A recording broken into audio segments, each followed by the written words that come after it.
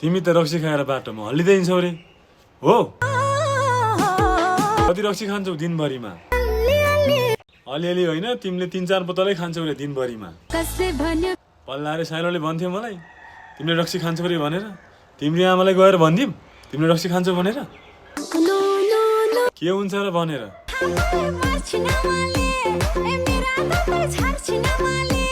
दाँत मात्रै होइन तिम्रो हात खुट्टा सबै भाज्नु पर्ने हो हेर त यति राम्रो मान्छे भएर रक्सी खाँदै हिँड्न लाज लाग्दैन हिँड न अझ ठुल्ठुलो कुरा गरे के हुन्छ र 2-3 दिन नखा त दुध खाऊ दही खाऊ कोक खाऊ चिसो खाऊ यत्तेरिका कहाँ हो तिम्रो रक्सी खाने अड्डा ल भन त अब तिमीलाई जति सम्झाइ नि लागेन अब म पनि रक्सी खानु पर्ला जाउँ बडो रक्सीसँग सुकुटी खाउँला है टन्न रक्सी खाएर बाउनी हो रे